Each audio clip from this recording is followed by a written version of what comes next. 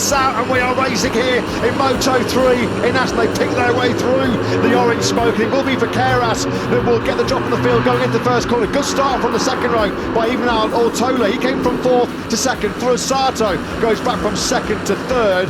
Via then back in fourth place. Yeah, what a start from both of the Aspar riders. That's Esteban up in fourth place, was watching Alonso too. He's made up at least 4 places up the line. He's right up into the top 10 already. Via there, lost 1 place on that opening lap. He's got himself back up from 5th to 4th. 7/10 inside John McPhee's 2-year-old lap record as Via on the inside of Keras. No prisoners taken there by Via. Foot off the foot peg. Wasn't it for Keras? The pole starter then now losing touch here with the lead group. Up back to 4th place he goes, but now Via back into podium places for the first time in this Grand Prix. Via tries to pass Furusato, but look at the confidence. Furusato carries around the outside of Ramchuk and holds Via at bay. Nearly 3.5 tenths he was clear of Furusato as we start lap 10 of 20. That's getting really close. Colin Via then hits the front for the first time, and you can hear the grandstand roof being lifted off by the Dutch fan. Colin Via then for the first time here in his home Grand Prix has hit the front.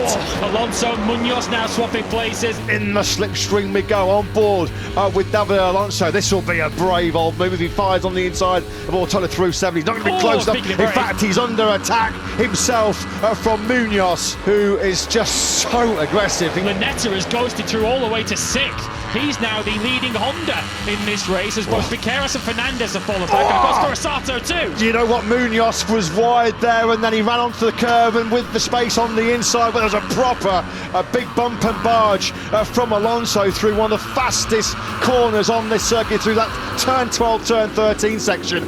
You could hear a pin drop at the moment, believe it or not, here in Assen, as Munoz once again, that successive laps are now, where he's come through on Alonso with a proper hard, aggressive move. This is going to be the biggest lap of Colin Via's life.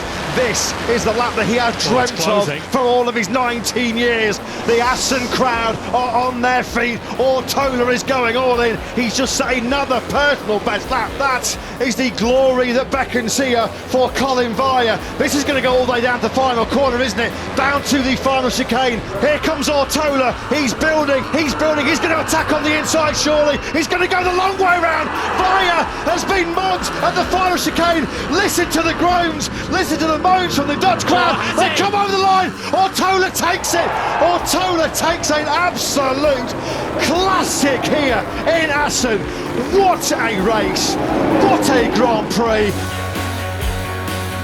Lights out, and we are racing in Moto2 here in Assen. It's been a brilliant start from second place on the grid for Agura. He's going to lead the field into the first corner. Arbolino already into the top 5 as well from 7th place. Good start by the Italian aggressive. It's getting better for the Martinez racing rider. Up now into 4th place. This is more like the old Tony Arbolino. Super aggressive at the start, but it's Agura that leads. Not a great start from Sergio Garcia, but he was able to hold off that pack up behind him, including Gonzalez. Aldeguer wasting no time whatsoever in seizing the lead back on the inside. Beautiful move. And now Garcia flings it on the inside of Agura.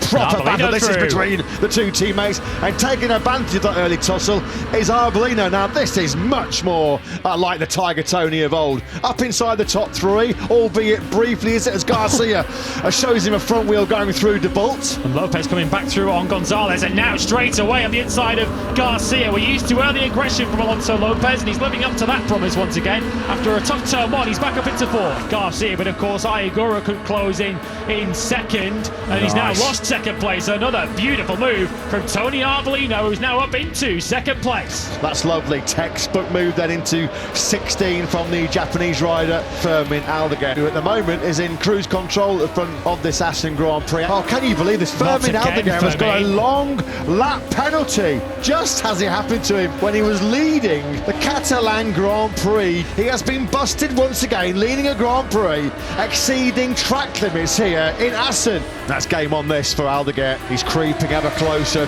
back towards the victory. Garcia through the faster corners is so good. Through 6 and 7 he's very good, and also into the Ramchuk. Yeah, and Garcia is going for it on the inside of Agura. That's beautifully done. Made that work exceptionally well, didn't he? Now Garcia then hits the front here in Assen. 4 laps to go. in terms of the championship. That was a big move. Here comes Ayagura, who fought for the victory with Jake Dixon, didn't he, late on here in Assen 1 year ago. He's not close enough that time, but he has a big twitch, which now gives Aldeguer an opportunity. Yeah, an opportunity that Aldeguer seizes with both hands. You're going to have to get up very early in the morning to outbreak Ayagura. That's one of his key strengths. As Garcia nearly runs into the back of Aldeguer there, into Harbach. That's going to cost him more time. You see once again how Aldeguer closes as they round the Ramshook, but he can't get himself close enough to launch an attack on Ayagura. You're going to have to be firmly alongside Agura before you arrive at the chicane if you're going to outbreak him from there. 2 laps to go. It looks like Agura has got Aldeguer well and truly covered off.